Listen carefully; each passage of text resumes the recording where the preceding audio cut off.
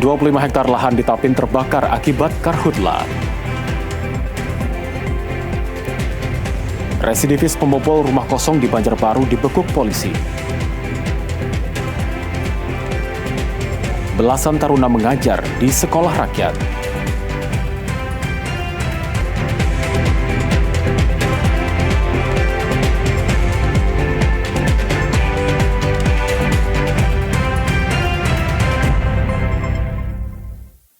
Assalamualaikum warahmatullahi wabarakatuh, selamat sore dan salam damai Banua. Kalimantan Selatan hari ini kembali hadir Sabtu 8 Agustus 2026. Selama 1 jam ke depan kami akan menyampaikan informasi aktual, berimbang dan beretika di seputar Kalimantan Selatan. Bersama saya Arafat Al-Hali, inilah Kalimantan Selatan hari ini selengkapnya.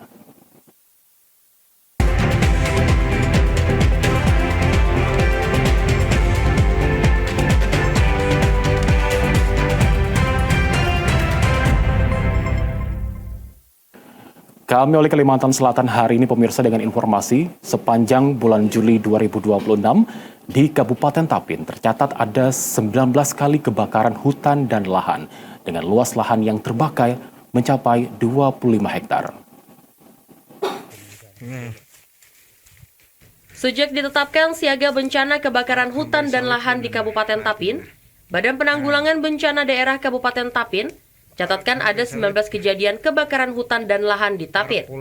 Untuk luas lahan yang terbakar sebanyak 25 hektar, yang rata-rata semak belukar atau lahan non-produktif. Bahkan ada beberapa lokasi di area yang sulit dijangkau lewat darat, sehingga para personil pemadam kebakaran kesulitan melakukan pemadaman dan terpaksa menggunakan waterbombing atau pengeboman air menggunakan heli.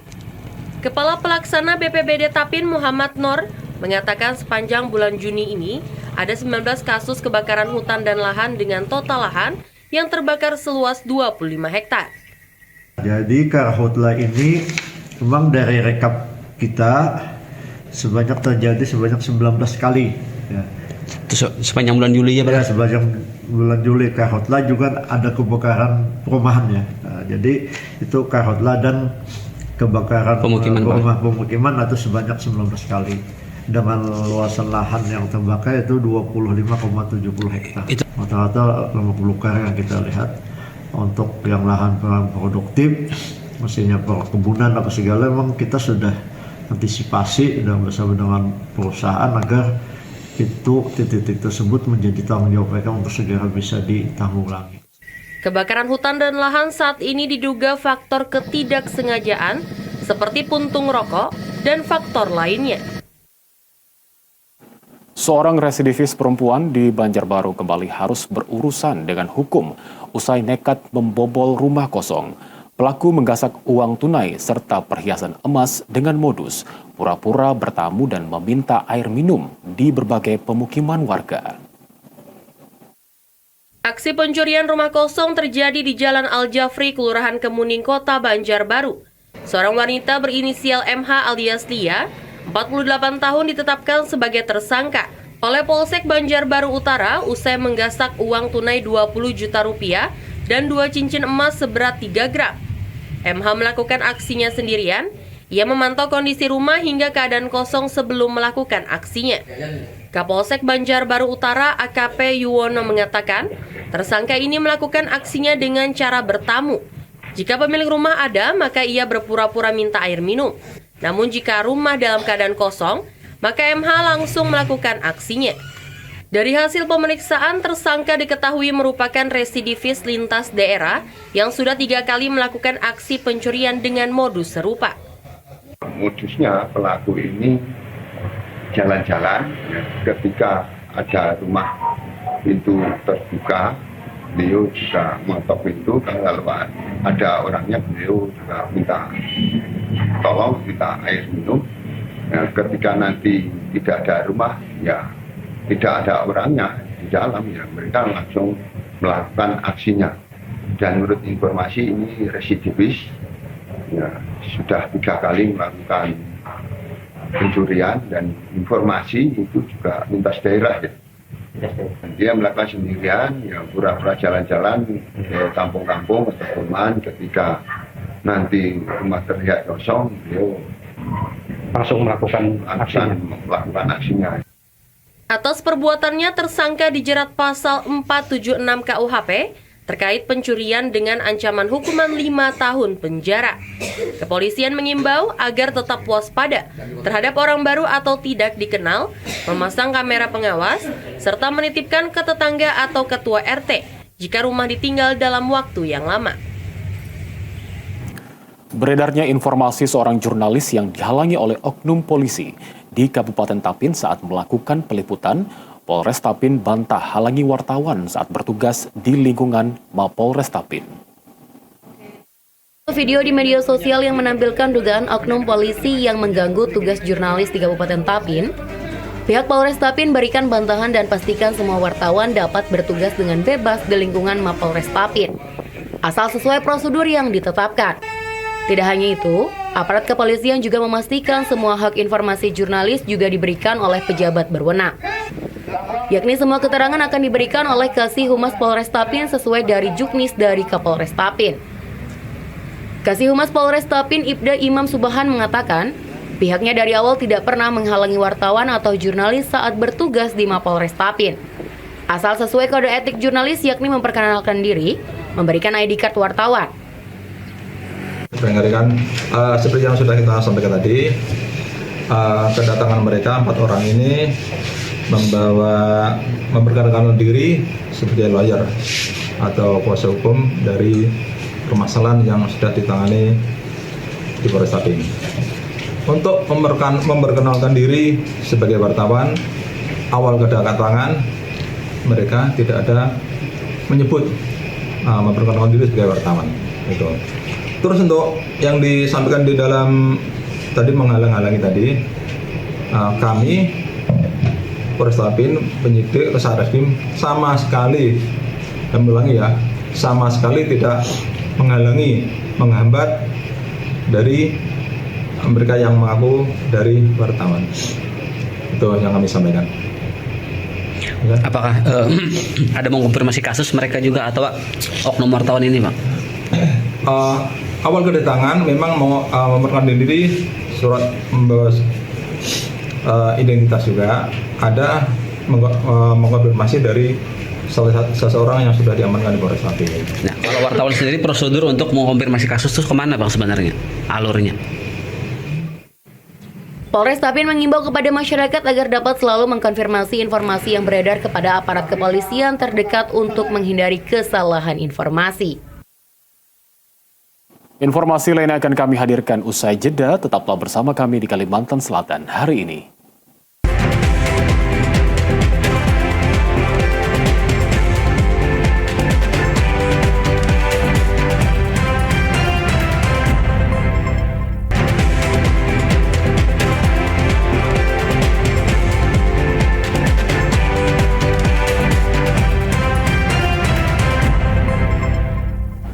Belasan taruna masuk sekolah rakyat di Kalimantan Selatan, ajarkan kedisiplinan hingga wawasan kebangsaan. Kehadiran taruna disebut memberikan dampak positif yang signifikan bagi perkembangan mental dan karakter para siswa. Dukung program Presiden, sebanyak 10 taruna Akademi Kepolisian dan 5 taruna Akademi Angkatan Laut mengajar di Sekolah Rakyat Kalimantan Selatan. Para taruna hadir tidak hanya sebagai pengajar, tetapi juga sebagai panutan. Mereka secara rutin membekali para siswa dengan materi wawasan kebangsaan, nilai-nilai Pancasila, cita tanah air, hingga pembentukan karakter disiplin dan tata krama harian. Salah seorang siswa Sekolah Rakyat Terintegrasi SRT 9, Naila Indira Putri mengaku banyak perubahan yang signifikan pasca diajarkan para taruna Akpol di sekolahnya, mulai dari kejujuran, kedisiplinan, hingga kebersihan. Sebelumnya kami semua mengucapkan terima kasih untuk taruna yang sudah mengajarkan kami kedisiplinan, ketelitian, dan kejujuran. Karena kejujuran itu memang salah satu fondasi hidup kita kan, karena kita lihat di kehidupan kita sekarang, itu kejujuran itu memang benar-benar minim sekali. Jadi kakaknya juga mengajarkan kami tentang baris berbaris, cara apel yang benar, setelah itu dari kebersihan kamar, itu emang kayak teliti banget tentang kamar itu. Jadi kami harus ya benar-benar teliti lah kalau masalah kamar dan kebersihan. Sementara salah seorang taruna Akpos, Kausar Farel Saka Satyawada, mengatakan materi yang diberikan berfokus pada pembiasaan hidup disiplin dalam keseharian. Untuk awalnya, bagi siswa sekolah rakyat terintegrasi, hambatannya adalah belum terbiasa dengan kehidupan berasrama. Jadi tantangan bagi seluruh taruna adalah bagaimana bisa membuat siswa rakyat nyaman dalam berkehidupan berasrama, tetapi juga tetap mengutamakan kedisiplinan dan manajemen waktu. Adapun para taruna Akpol dan Akademi Angkatan Laut ini mengajar di SRT 9, SRT 56, dan Sekolah Rakyat Menengah Pertama 20 di Banjarbaru. Kegiatan ini diharapkan dapat terus berlanjut secara berkala untuk pembentukan karakter anak-anak sekolah rakyat di Kalimantan Selatan. Kantor Perwakilan Bank Indonesia Provinsi Kalimantan Selatan bersama pemerintah Provinsi Kalimantan Selatan berkolaborasi gelar Pamor Borneo 2026. Kegiatan ini menjadi wujud nyata sinergi lintas sektor untuk mendorong pertumbuhan ekonomi yang berdaya saing tinggi.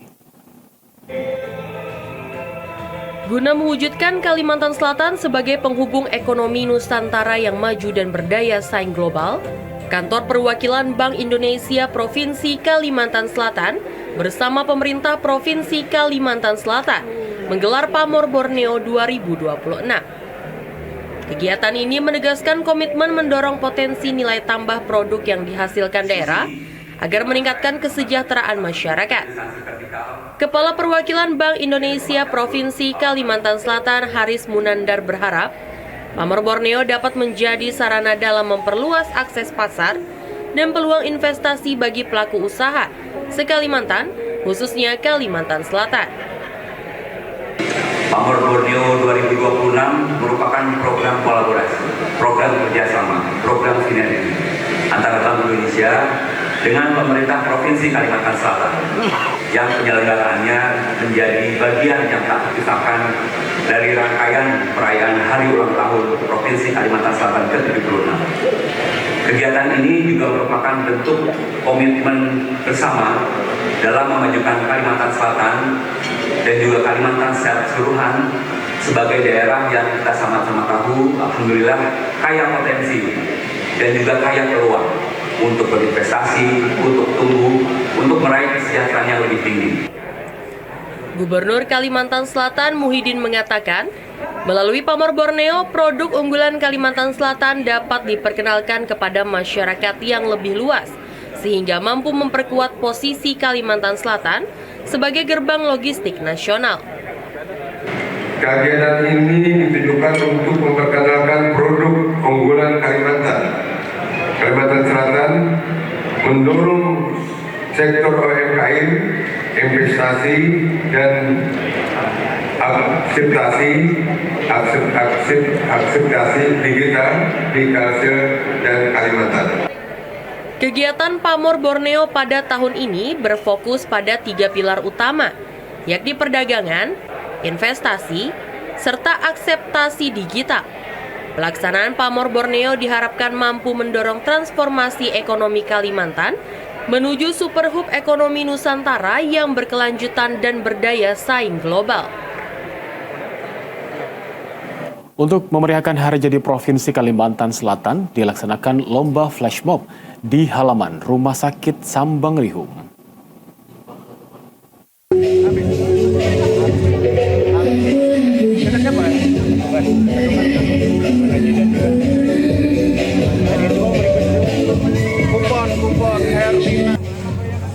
Hari Jadi Provinsi Kalimantan Selatan ke-76 menjadi momentum bagi para insan Rumah Sakit Sambanglihum bersama rumah sakit lainnya di Kalimantan Selatan untuk saling mengenal dan bersilaturahmi. Salah satunya dengan menggelar flash mob yang diikuti insan rumah sakit di Kalimantan Selatan. Ketua Tim Penggerak PKK Provinsi Kalimantan Selatan, Hajah Fatul Jannah, mengatakan ajang ini selain untuk menjaga kesehatan, juga untuk memperkuat silaturahmi para insan rumah sakit di Kalimantan Selatan dalam upaya pelayanan kepada masyarakat. Alhamdulillah kita hari ini bersama Rumah Sakit bersama masyarakat dan peserta Flashmob mengadakan senam lomba bersama yang dalam rangka memperingati memeriahkan hari jadi yang ke-76. Semoga dalam gerakan ini kita selain silaturahmi dan menanggah kebugaran jiwa dan raga. Dalam kesempatan ini, lomba flash mob ini dimeriahkan oleh berbagai kelompok peserta yang menampilkan berbagai gaya senam kelompok. Kegiatan ini diharapkan semakin mempererat para insan rumah sakit dalam memaksimalkan pelayanan kepada masyarakat di Kalimantan Selatan. On the Way Kalimantan Selatan, sebuah program persembahan Bank Kalsel yang mengajak kita semua untuk lebih mengenal, mencintai, dan mengeksplorasi berbagai potensi daerah yang luar biasa. Melalui OTW Kalsel, kita akan menelusuri berbagai destinasi wisata yang memukau sambil mencicipi kuliner khas yang menggugah selera, serta mengenal lebih dekat para pelaku UMKM yang menjadi penggerak ekonomi daerah. Berikut kisahnya untuk Anda.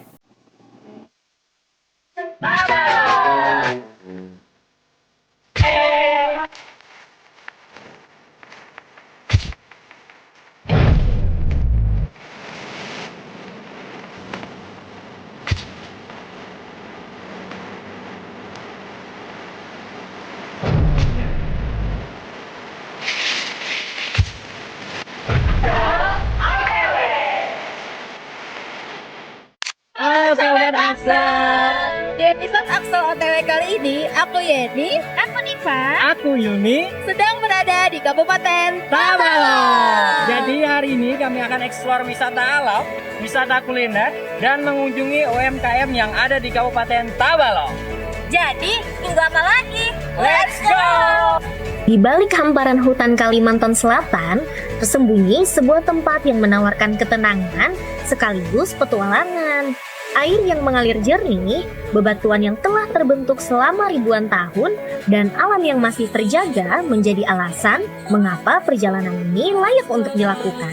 Hari ini, kami akan mengajak kalian menjelajahi dua destinasi yang menyimpan pesonanya masing-masing, Riam Bidadari dan Goa Liang Tapa.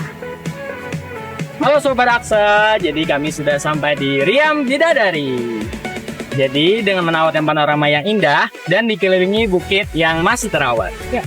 Yang membuat aku suka dari tempat ini itu suasananya cukup sunyi, udaranya segar, dan suara air yang membuat pikiran terasa tenang.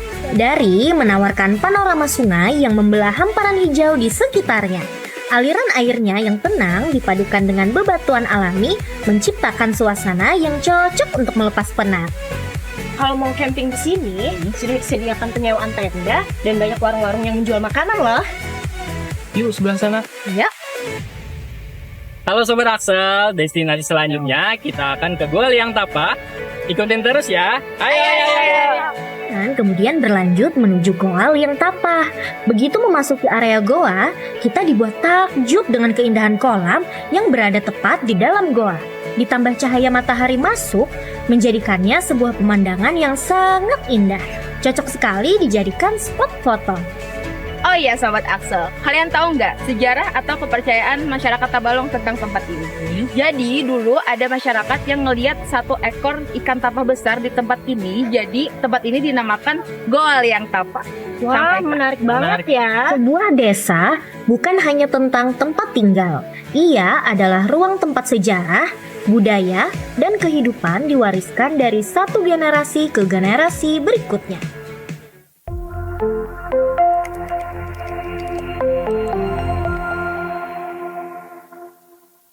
Kalimantan Selatan hari ini akan kami lanjutkan usai jeda, tetaplah bersama kami.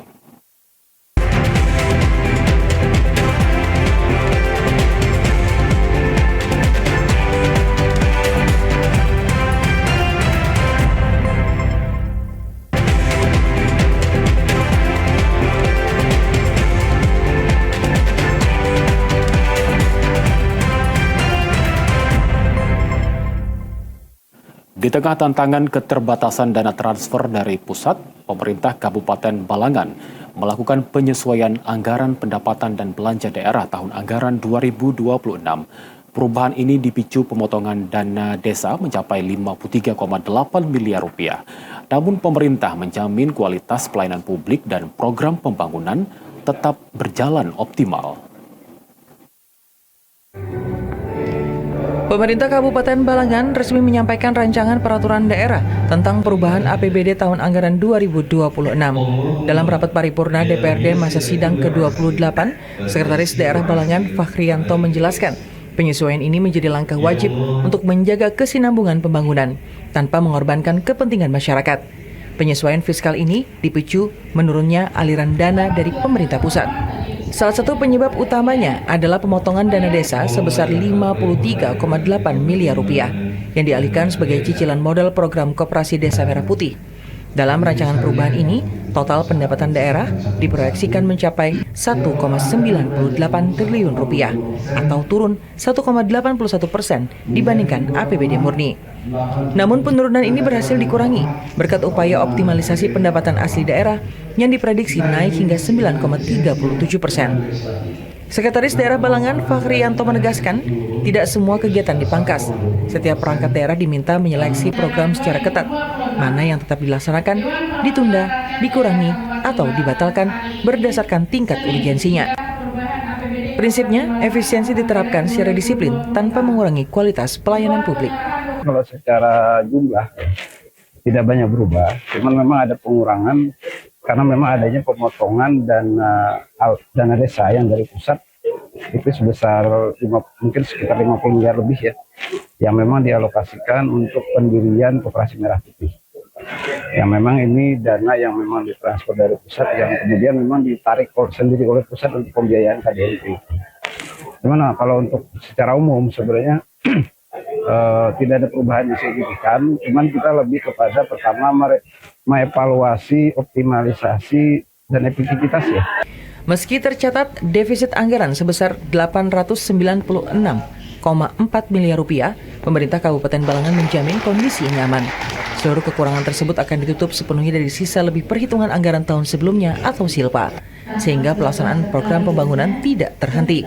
Pemerintah Kabupaten Balangan berharap pembahasan raperda ini segera disepakati bersama DPRD. Tujuannya agar sisa waktu pelaksanaan anggaran dapat dimanfaatkan sebaik mungkin. Dari Balangan, Hairul, kontributor TVRI Kalimantan Selatan. Sebanyak 166 pegawai negeri sipil baru serta pejabat administrator dan fungsional di lingkungan pemerintah Kabupaten Balangan mengikuti pelantikan. Ini menjadi langkah penting untuk memperkuat pelayanan publik di Kabupaten Balangan.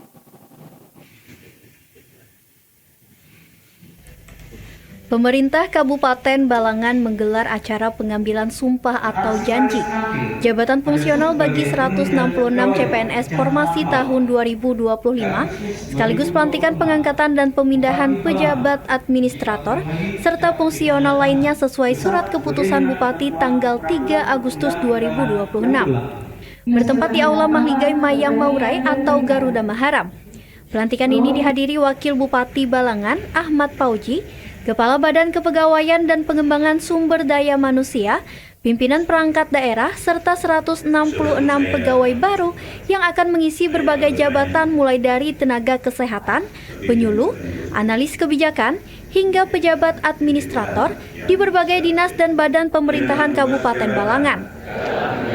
Pelantikan dan pengambilan sumpah ini dilaksanakan untuk meningkatkan efektivitas kinerja, memperbarui struktur organisasi, serta mengisi jabatan secara definitif demi kepentingan pelayanan publik dan kedinasan. Selain itu, sesuai ketentuan peraturan pemerintah, setiap PNS yang diangkat dalam jabatan wajib mengucapkan sumpah atau janji jabatan menurut agama dan kepercayaannya. Dalam sambutannya, Wakil Bupati Balangan Ahmad Pauji berharap seluruh pegawai yang baru dilantik maupun yang dialihkan tugasnya dapat segera beradaptasi, bekerja dengan penuh tanggung jawab, menjunjung tinggi disiplin, serta memberikan pelayanan terbaik bagi masyarakat Balangan. Pengisian jabatan ini juga diharapkan dapat mempercepat pelaksanaan program pembangunan daerah yang sedang berjalan. Seluruh pegawai yang telah dilantik mulai menjalankan tugasnya terhitung sejak tanggal pelantikan. Pemerintah Kabupaten Balangan juga menegaskan akan terus melakukan pembinaan dan pengawasan agar seluruh pegawai dapat bekerja secara profesional dan akuntabel. Dari Balangan, Khairul, kontributor TPRI Kalimantan Selatan melaporkan. Upaya meningkatkan kualitas sumber daya manusia dan Indeks Pembangunan Manusia atau IPM terus dilakukan pemerintah Kabupaten Balangan. Pemerintah daerah menyerahkan bantuan beasiswa program Indonesia Pintar serta sertifikat beasiswa 1.000 sarjana. Penyerahan beasiswa program Indonesia Pintar atau PIP serta sertifikat beasiswa program 1.000 sarjana berlangsung di Aula Benteng Tundakan Kantor Bupati Balangan. Dalam sambutannya, Bupati Balangan Abdul Hadi menyatakan berbagai intervensi pemerintah di bidang kesehatan, pendidikan, dan pembangunan sumber daya manusia telah membawa dampak nyata bagi peningkatan IPM Balangan. Untuk memperpanjang usia sekolah masyarakat, pemerintah juga membuka layanan pendidikan kesetaraan paket A, paket B, hingga paket C di seluruh kecamatan. Salah satu program unggulan Pemkab Balangan adalah beasiswa 1.000 sarjana. Hingga saat ini telah dimanfaatkan oleh sekitar 3.800 mahasiswa yang tersebar di berbagai perguruan tinggi di Bali, Nusa Tenggara Barat, Jawa Timur, Daerah Istimewa Yogyakarta, hingga Sumatera. Program ini diharapkan dapat membuka akses seluas-luasnya bagi generasi muda untuk meraih pendidikan tinggi sekaligus melahirkan sumber daya manusia yang berkualitas.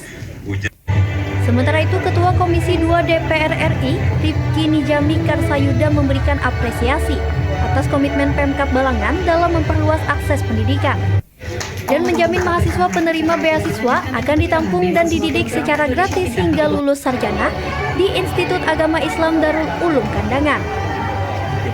Kami menyalurkan beasiswa dari pemerintah pusat dengan sumber dana APBN, yaitu program Indonesia Pintar khususnya bagi anak-anak sekolah dasar yang ada di Balangan.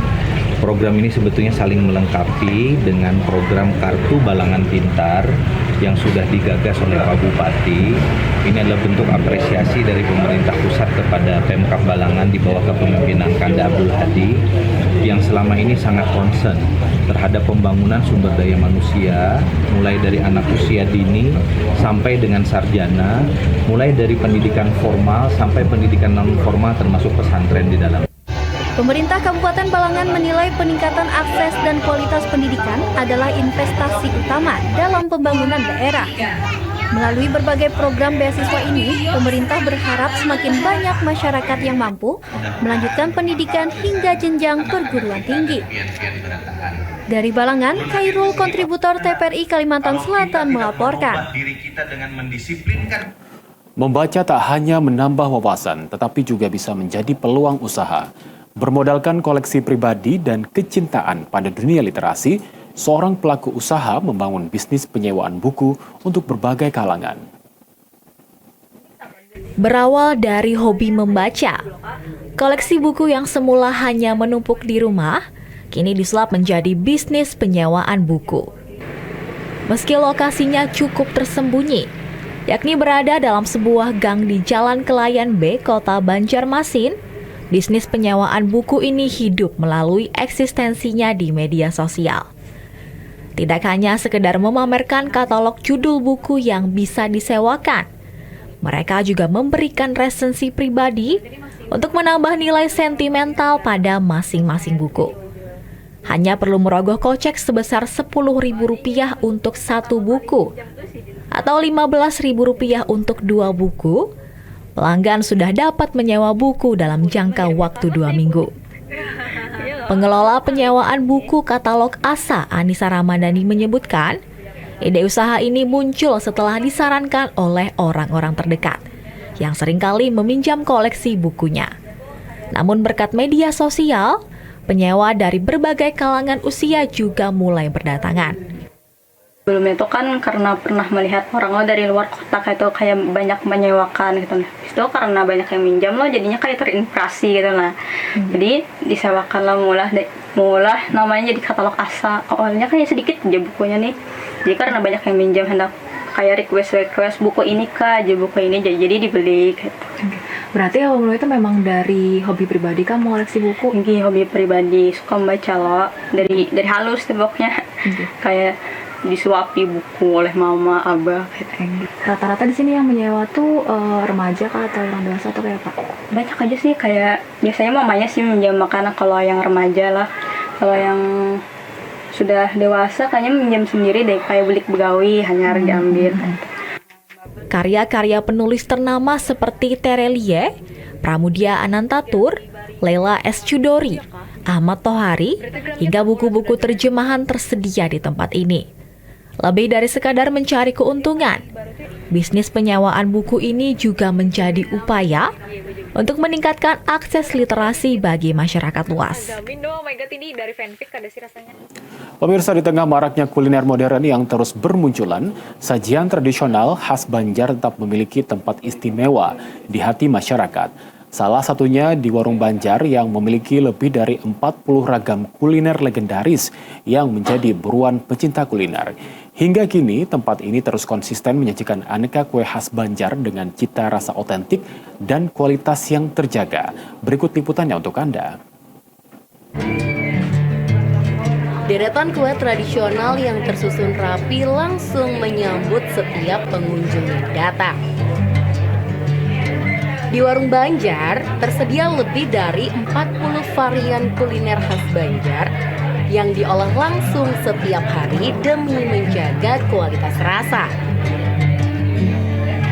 Mulai dari kue Banjar seperti kokoleh, putu mayang, lempeng pisang dengan aroma khas, bondet nasi, ketupat betumis, nasi kuning hingga soto Banjar.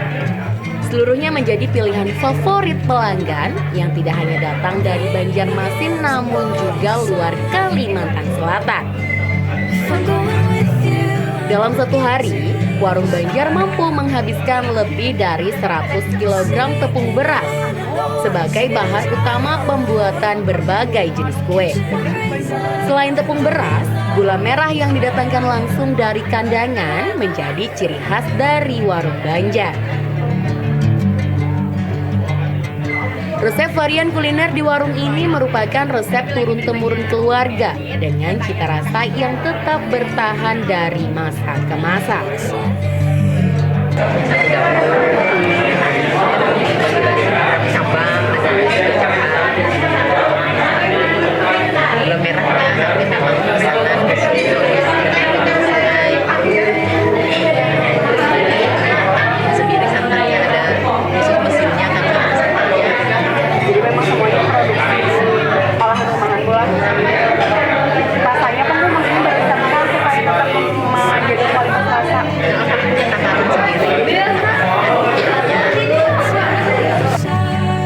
Berbagai sajian tradisional ini bisa dinikmati tanpa perlu merogoh kocek terlalu dalam. Mulai dari Rp6.000, pengunjung sudah dapat menikmati sajian kue khas Banjar yang disajikan dengan kuah santan gurih, dipadukan dengan gula merah legit khas kandangan.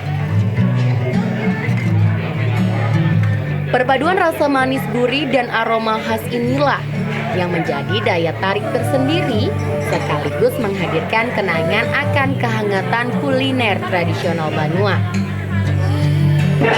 Seberapa sering biasanya tiap hari kah? Enggak lah, yang pasti dalam seminggu pasti ada lah 1-2 kali kita makan. Karena kita hobinya makanan Banjar. Termasuk makanan Banjar ya Bu? Ya. Asli orang Banjar atau gimana Bu? Campur Jawa Banjar. Tapi di sini ada ciri khas sendiri kamu yang bikin balik lagi ke sini. Biasanya enak. Daripada kita yang di luaran ya udah apa ya pokoknya tuh semuanya sesuai lah sama yang rasa sebenarnya itu aja. Tempatnya juga enak tuh, pemanggilan juga murah, tadi ada kebetulan bagus tuh kue-kuenya itu. Kalau kue-kuenya Bang apa yang paling suka? Kue paling suka bingka ya, bingka mah atau bingka itu namanya siapa yang Di tengah gempuran makanan modern, Warung Banjar membuktikan bahwa kuliner tradisional tetap bertahan dan dicintai masyarakat. Dengan menjaga keaslian resep, kualitas produksi, serta harga yang terjangkau.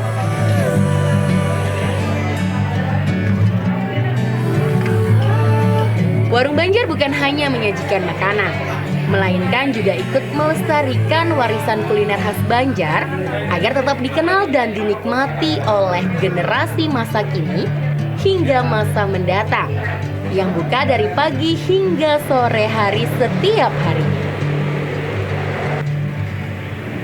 Informasi lainnya akan kami hadirkan usai jeda, tetaplah bersama kami di Kalimantan Selatan hari ini.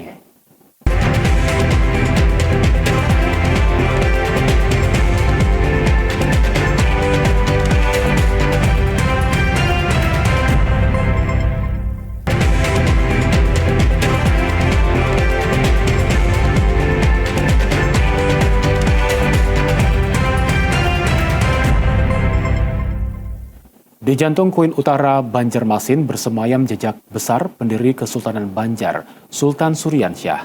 Tak hanya komplek pemakaman, di sini juga berdiri Museum Sultan Suryansyah yang menyimpan berbagai peninggalan sejarah yang harus tetap terjaga sebagai kearifan lokal.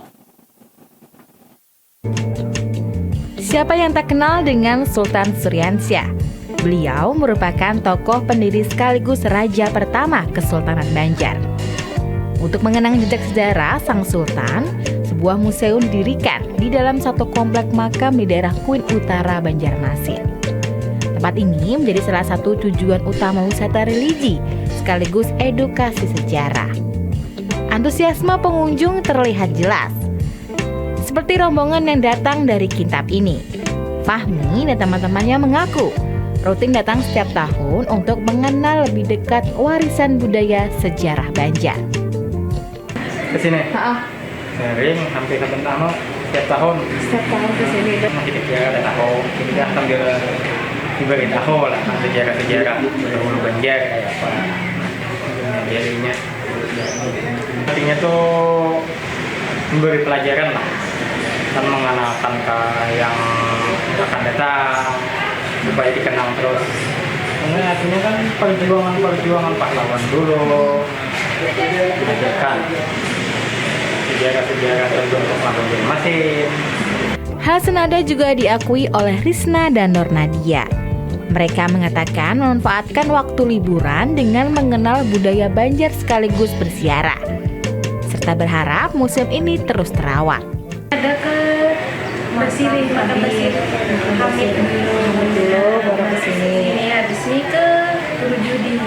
Terutama kayak kan pecah-pecahan ya, berarti kan dicari, ya, dikumpulkan.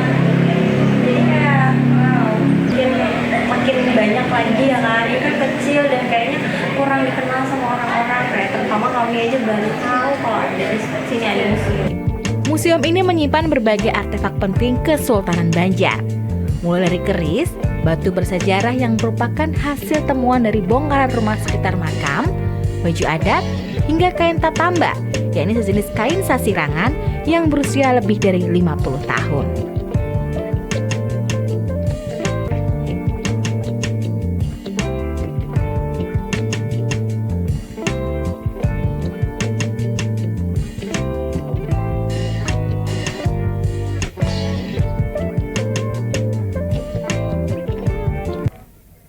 Berdiri sejak tahun 1984, museum ini lahir dari upaya penyelamatan benda-benda sejarah saat pembongkaran makam kala itu.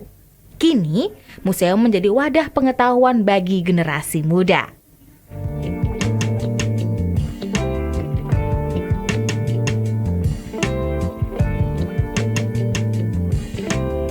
Hamdani selaku pengurus memiliki harapan besar dan berpesan untuk museum ini agar terus terjaga dan semakin dikenal luas oleh masyarakat.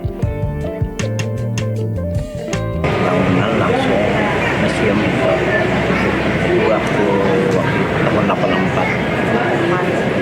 Setelah itu makam dibongkar, museum dibikin juga.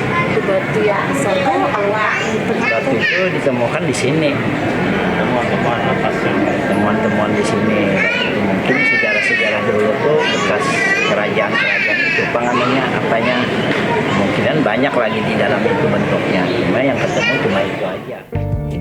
Museum Sultan Suryansyah bukan sekedar bukti kearifan lokal yang harus tetap terjaga, Ini bukan hanya tentang religi, namun menjadi kewajiban bersama untuk merawat demi masa depan. Inge Sukma, Siwa Azizah melaporkan dari Kuil Utara Banjarmasin, Kalimantan Selatan.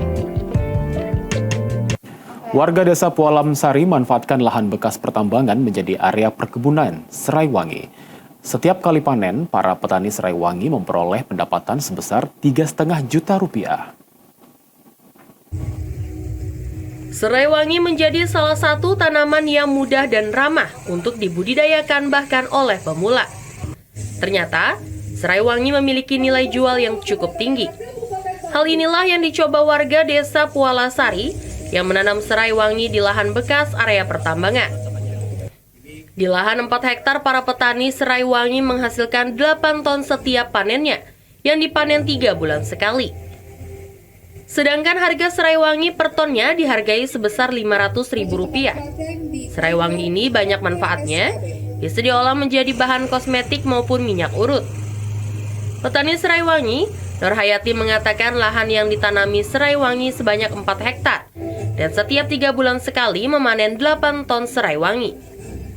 Serai wangi ini tahan di lahan kritis, kemudian harganya lumayan. Kalau kita panen ini sekitar hasilnya itu kalau 4 hektar ini bisa 1 ton sehari. Jadi nanti disuling Pak di Pengaron. Jadi apa nih Bu?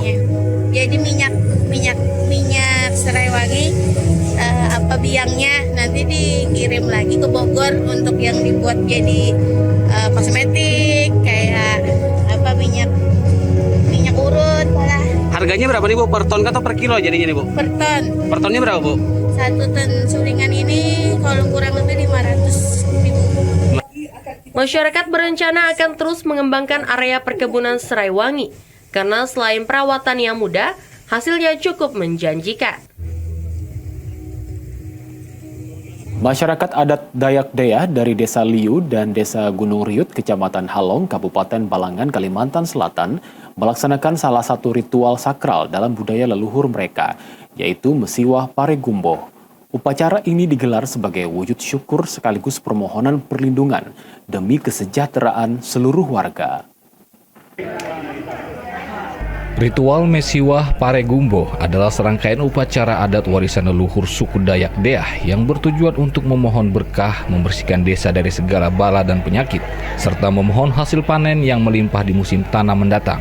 Upacara ini diikuti seluruh masyarakat adat dari Desa Liu dan Desa Gunung Riut, dipimpin pemuka adat, pamong adat, serta dukun adat yang memegang tugas utama memimpin doa dan prosesi sakral.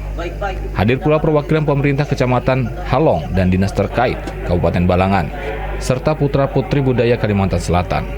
Usai upacara adat, Duta Budaya Kalimantan Selatan Abdul Salam dan Veronica menyampaikan, momen sakral ini salah satu ikon budaya khas Dayak Deah yang tidak boleh hilang dan harus terus terjaga. Ada pembukaan ritual ya, yang dimana biasanya untuk acara adat Dayaknya sendiri, mereka harus melakukan ritual pembukaan dulu, baru bisa makan hasil panennya bersama-sama. Untuk daripada acara ritual adat Dayaknya juga lumayan bagus ya kayak untuk doa-doanya ya. Untuk edukasi, untuk pelestarian dan juga pengembangan budaya, ini sangat mendukung ekonomi kreatif di Desa Liu tentunya. Betul sekali. Mesiwah Paregumboh bukan sekedar pesta, tapi kewajiban suku Dayak Deah untuk menjaga keseimbangan alam dan sebuah harapan setelah ini hujan turun tepat waktu. Padi tumbuh subur dan anak cucu selamat dari segala bahaya serta alam terus lestari. Dari Bumi Sanggam Khairul, kontributor TVRI Kalimantan Selatan melaporkan. Kabupaten Balangan kini memiliki destinasi wisata baru, menawarkan pengalaman menginap unik berpadu dengan keindahan alam pegunungan dan sungai. Tidak hanya menawarkan kenyamanan bagi wisatawan, tempat ini juga diharapkan dapat mengangkat taraf ekonomi warga sekitar. Destinasi wisata berkonsep glamorous camping atau glamping bernama Liu Hill Glamping resmi beroperasi sejak awal Juli 2026.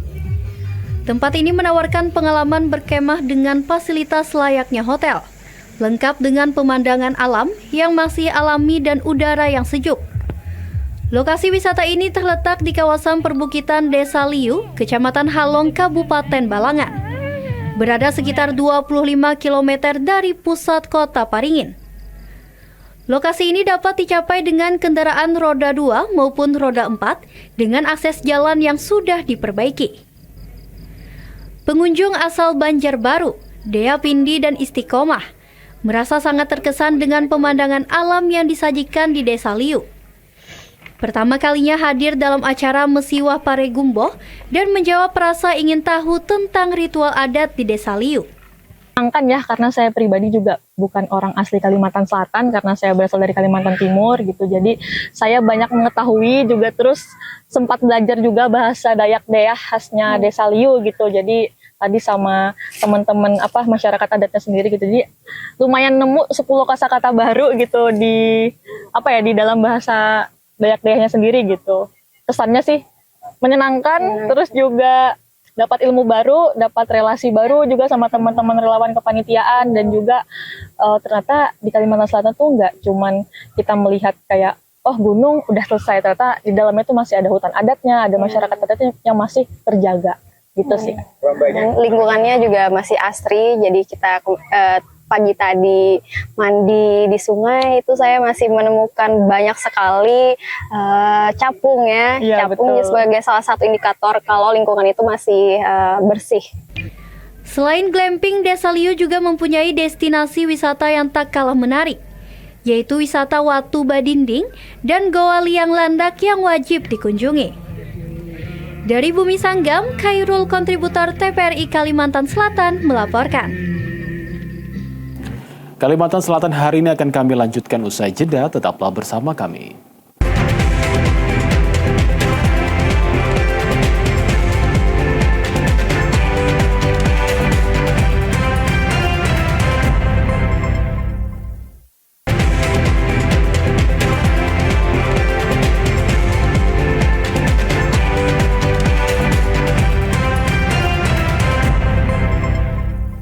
Pemirsa, berikut perakiraan cuaca esok Minggu 9 Agustus 2026.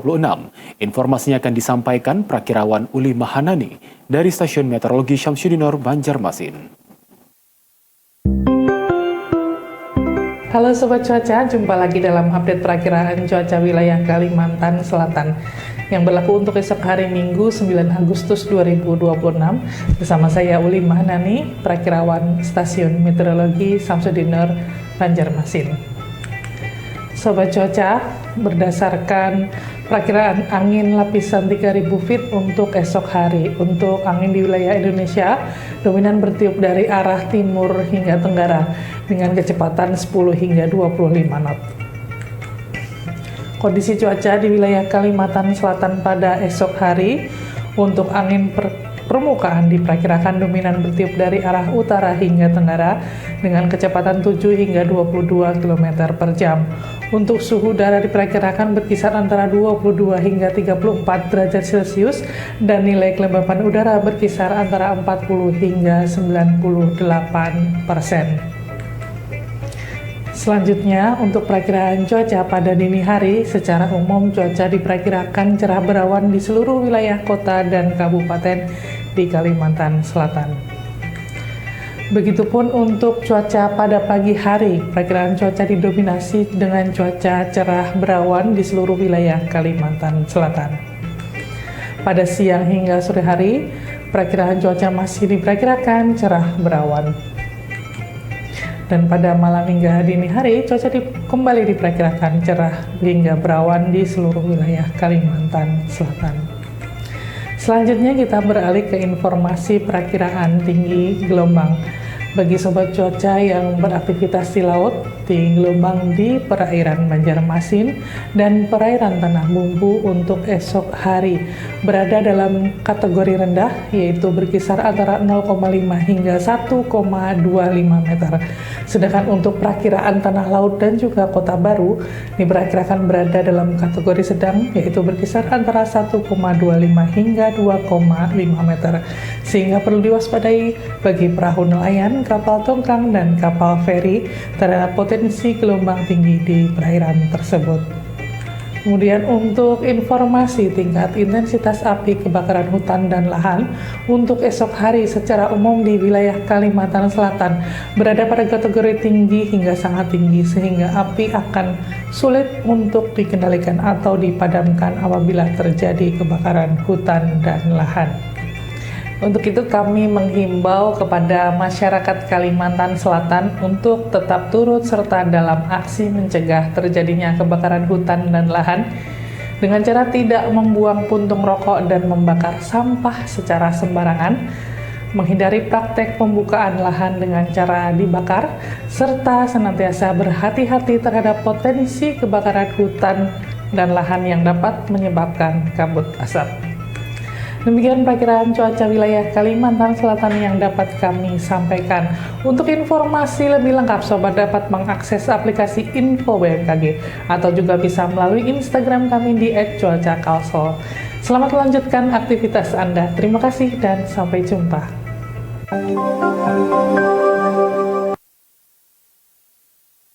Antara pekerja PT Imekon Teknindo Tanah Bumbu dan pihak PT Transkol Minergi kembali dimediasi oleh Dinas Tenaga Kerja dan Transmigrasi Provinsi Kalimantan Selatan.